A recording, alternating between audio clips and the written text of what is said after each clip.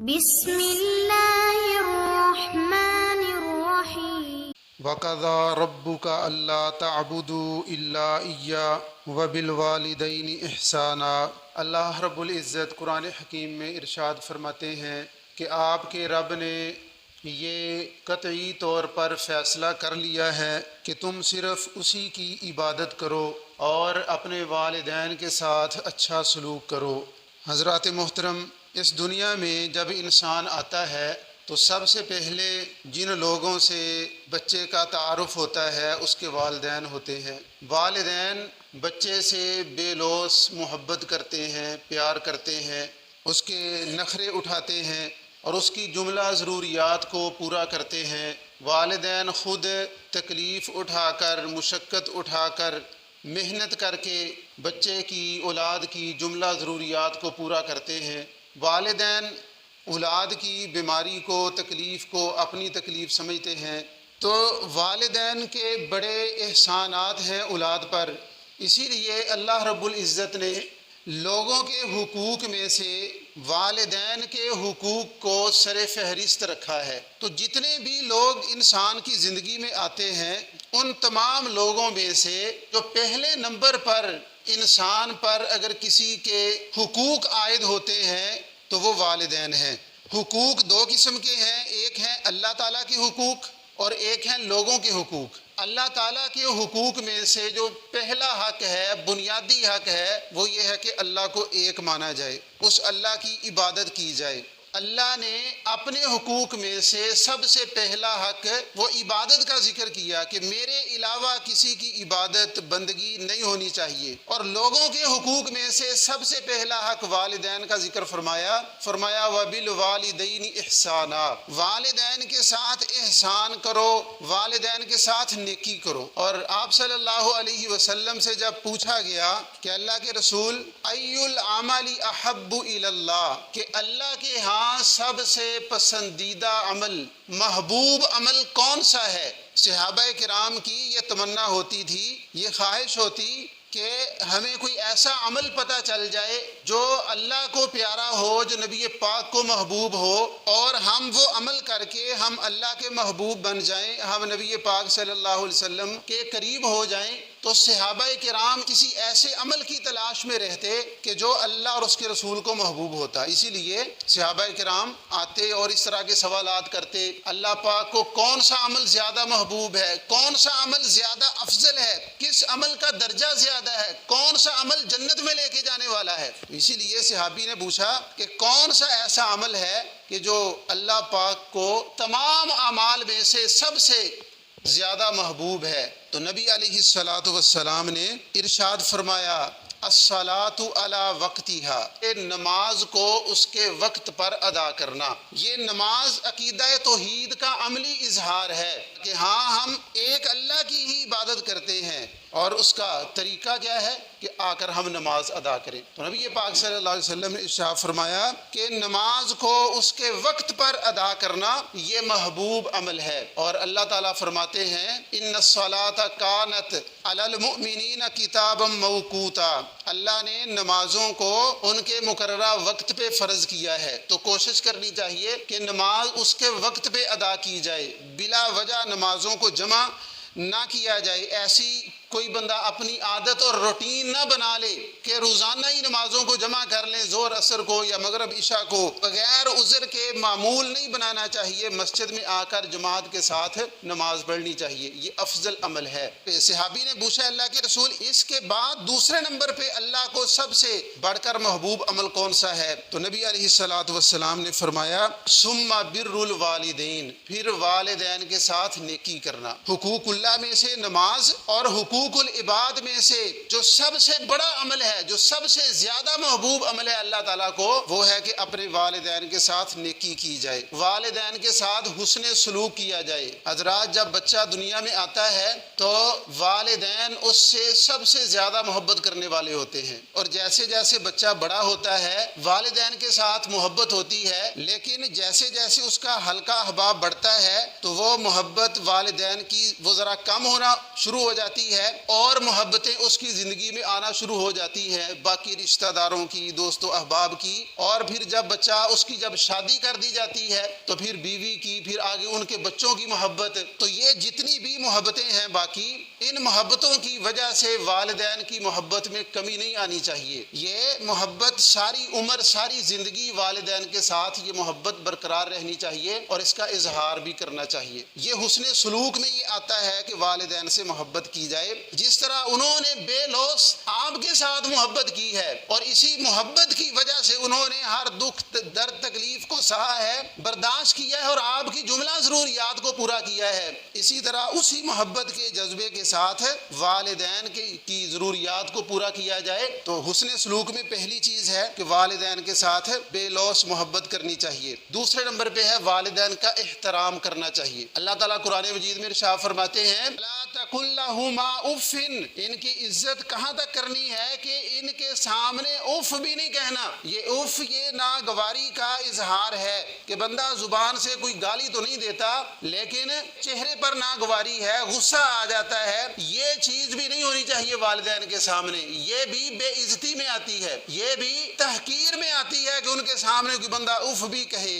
انہیں گالی دینا اور انہیں مارنا پیٹنا اور انہیں برا بھلا کہنا یہ تو بڑی دور کی بات ہے۔ اسلام ہمیں یہ تعلیم دیتا ہے کہ ان کے سامنے بات اگرچہ ان کی آپ کے مزاج کے خلاف ہے اور آپ کو غصہ آ گیا ہے اور آپ کچھ کہنا چاہ رہے ہیں لیکن اسلام روکتا ہے، اسلام نے عزت اور توقیر کو فرض کر دیا ہے اور کہا کہ کنٹرول کریں۔ جس طرح یہی تعلیم والدین کو بھی ہے، جب بچہ ہوتا ہے تو والدین کے لیے بھی یہی ہے کہ غصے نہیں ہونا، ان کی شرارتوں پہ، ان کی غلطی پہ انہیں ڈانٹنا نہیں ہے، انہیں مارنا نہیں ہے، انہیں جھڑکنا نہیں ہے۔ حضرت انس رضی اللہ تعالی عنہ کی مثال ہمارے سامنے ہے کہ انہوں نے 10 سال نبی پاک کی خدمت کی ہے اور آپ صلی اللہ علیہ وسلم نے کبھی نہیں ڈانٹا ان کو۔ والدین سکھائیں گے اولاد کو، پھر جب بڑے ہو جائیں گے بچے تو پھر یہی اولاد والدین کی عزت اور توقیر کرے گی جب انہیں سکھایا جائے گا کہ غصے پہ کس طرح کنٹرول کرنا ہے۔ تو والدین کے ادب اور احترام میں یہ بات شامل ہے، والدین کا نام لے کر انہیں مخاطب نہ کیا جائے، اور اگر آپ ان کے ساتھ جا رہے ہیں تو ان کے آگے نہ چلیں، اور والدین کے بیٹھنے سے پہلے آپ مت بیٹھیں، اور کھانا کھا رہے ہیں تو والدین کو پہلے موقع دیں کہ وہ کھانا شروع کریں، ان کے سامنے اچھی چیز لائیں۔ یہ ساری چیزیں آداب میں شامل ہیں، عزت اور احترام میں شامل ہیں۔ لا تقل لہما اف ولا تنہرہما، اور اسی طرح والدین کی خدمت کرنی چاہیے، یہ بھی اسلام ہمیں سکھاتا ہے۔ نبی پاک صلی اللہ علیہ وسلم نے ارشاد فرمایا کہ اگر کسی کی زندگی میں والدین موجود ہیں لیکن وہ شخص والدین کی خدمت نہیں کر رہا اور اس خدمت کا صلہ جنت ہے، آپ نے فرمایا کہ بدبخت ہے وہ شخص کہ جس کی زندگی میں والدین موجود ہیں اور یہ شخص ان کی خدمت کر کے جنت حاصل نہیں کر رہا، ایسے بندے کے لیے ہلاکت ہے، تباہی اور بربادی ہے۔ تو والدین کی خدمت کرنا یہ بھی ہمارے لیے ضروری اور لازمی ہے، اور یہ بھی والدین کے فرائض میں ہے کہ وہ بچپن سے ہی اولاد کو ذمہ دار بنائیں۔ والدین اولاد کو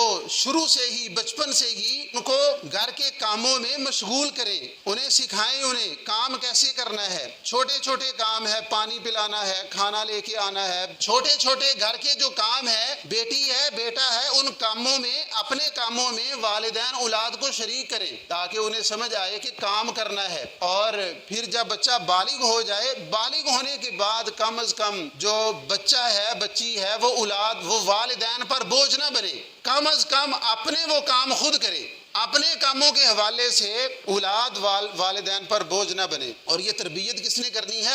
والدین نے کرنی ہے، والدین نے سمجھانا ہے، والدین نے انہیں ان کی ٹریننگ کرنی ہے، ان کو جو ان کے کام کاج ہیں ان کا طریقہ کار سکھانا ہے، اور بلوغت کے بعد اولاد کو چاہیے کہ اپنے کام بھی کرے اور والدین کے جو کام ہے ان میں ان کا ہاتھ بھی بٹائے، ان کی خدمت بھی کرے۔ رسول اکرم صلی اللہ علیہ وسلم حضرت ابو طالب کی کفالت میں تھے اور آپ کی عمر 10-12 سال تھی۔ ابو طالب مالی طور پر کمزور تھے، نبی صلی اللہ علیہ وسلم نے 10-12 سال کی عمر میں بکریاں چرائی ہیں اور اپنے چچا کا مالی طور پر ساتھ دیا ہے اور اس سے تھوڑے سے بڑے ہوئے ہیں، تو آپ صلی اللہ علیہ وسلم نے تجارت شروع کر دی ہے۔ تو یہ نبی پاک کا اسوہ بھی ہمارے سامنے ہونا چاہیے، والدین اولاد کو ٹرین کرے۔ یہاں پہ بچے وہ 20 سال کا 25 سال کا ہو جاتا ہے، والدین سارا دن کام کر رہے ہیں، وہ کھیتوں کا کام ہے، جانوروں کا کام ہے، ہے, دکان کا کام ہے, سارا دن کھپ جاتے ہیں, اور ماشاءاللہ یہ نوجوان ہٹا کٹا یہ گھر پہ پڑا ہوا ہے, موبائل ہے اور یہ ہے, اس کو کوئی فکر ہی نہیں. بعض بچے وہ جوان ہو جاتے ہیں, ان کو یہ نہیں پتا کہ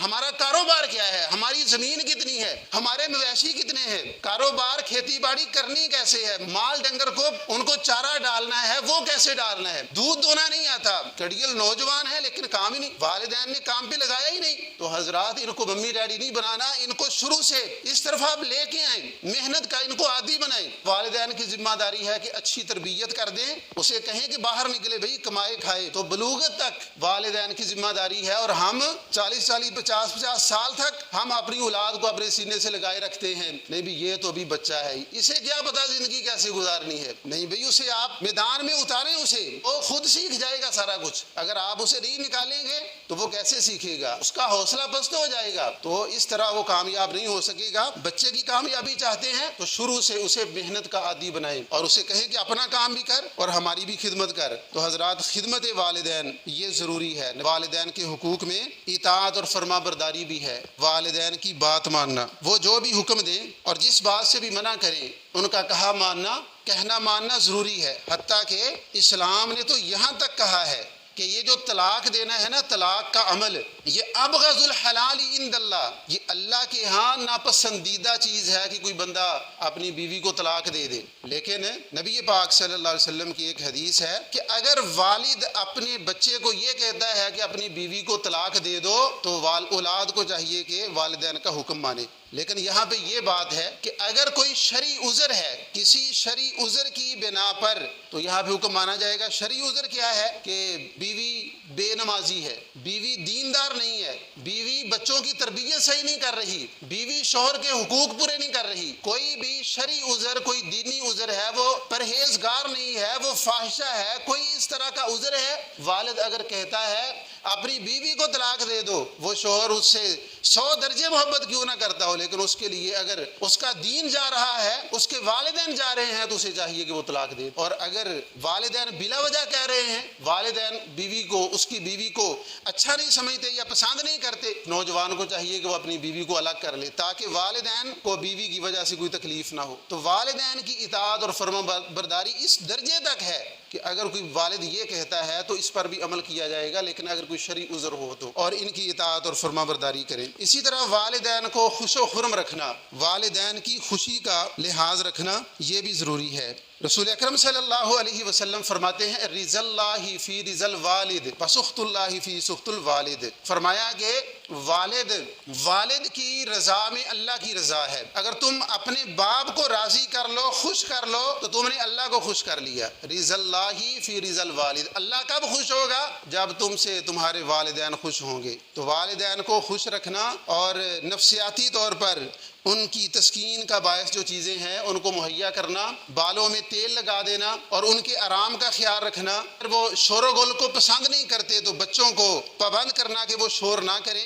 اس طرح کی چھوٹی چھوٹی چیزیں جن سے وہ راضی ہوتے ہیں. اگر وہ خوش ہوتے ہیں کہ میرے رشتہ دار مجھ سے ملنے کے لیے آئیں اور وہ آتے ہیں, تو اولاد کو اس عمل کو بوجھ نہیں سمجھنا چاہیے. رشتہ دار آئیں گے, ظاہر ہے کہ کھانا پلانا ان کے لیے کام بھی بڑھ جائے گا, پیسے بھی لگیں گے, تو اس چیز کو بوجھ نہیں سمجھنا چاہیے. والدین دعائیں دیں گے. نبی پاک صلی اللہ علیہ وسلم نے ارشاد فرمایا کہ جو صلہ رحمی کرتا ہے اللہ رب العزت اس کے مال میں برکت عطا فرما دیتے ہیں, اس کے رزق میں برکت عطا فرما دیتے ہیں, اس کی عمر بڑھ جاتی ہے. تو والدین جب خوش ہوں گے تو والدین دعائیں دیں گے, صلہ رحمی آپ کریں گے, آپ کا رزق بڑھے گا اور برکت ہوگی. تو ان چیزوں کو بندہ اس نظر سے دیکھے, برکت کے لحاظ سے اور دعاؤں کے لحاظ سے, اور اس میں اللہ نے خیر رکھی ہے اس لحاظ سے دیکھے. تو ہمیں چاہیے کہ ہم والدین کے حقوق بھی ہیں ان کا خیال رکھیں. نبی پاک صلی اللہ علیہ وسلم نے ارشاد فرمایا کہ والدین تمہاری جنت بھی ہے اور جہنم بھی. جنت کیسے ہے؟ اگر ہم ان کے حقوق پورے کریں گے, ان کی خدمت کریں گے, ان کی بات مانیں گے, ان کا احترام کریں گے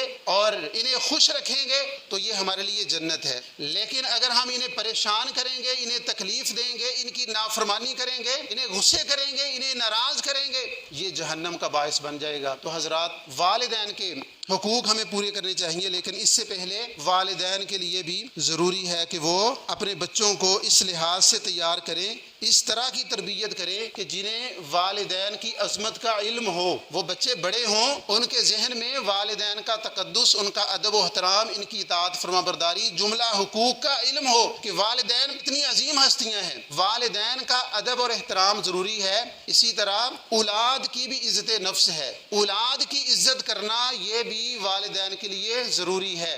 والدین سمجھتے ہیں کہ یہ تو ہمارا بچہ ہے، تو والدین کہتے ہیں کہ ان کو بے عزت کرنا، ان کو ٹوکنا، ان کو روکنا یہ ہمارا حق ہے۔ تو حضرات اس طرح کا عمل نہیں ہونا چاہیے۔ والدین کو چاہیے کہ اولاد کی عزت کرے۔ نبی پاک صلی اللہ علیہ وسلم ارشاد فرماتے ہیں کریموا اولادکم واحسنوا ادبکم، فرمایا کہ اپنی اولاد کا احترام کرو۔ والدین کو چاہیے کہ دوسروں کے سامنے اولاد کی بے عزتی اور بے توقیری نہ کریں۔ اس طرح کیا ہوگا کہ اولاد سمجھنے کے بجائے وہ باغی بن جائے گی۔ جب دوسرے لوگ کہیں گے کہ بھئی آپ کا والد تو میرے سامنے آپ کی شکایت لگا رہا تھا کہ آپ ایسے ایسے ہیں، تو حضرات وہ اپنے آپ کو سدھارنے کے بجائے آپ کا جو غلط رویہ ہے، غصے والا، کان ڈپٹ والا، گالی والا، ناراضگی والا اور بے عزتی کرنے والا اور بے توقیری کرنے والا، یہ جو غلط رویہ ہے آپ سے وہ سیکھ لے گا، لیکن وہ اپنی اصلاح نہیں کرے گا۔ اگر ہم اولاد کی عزت کریں گے اور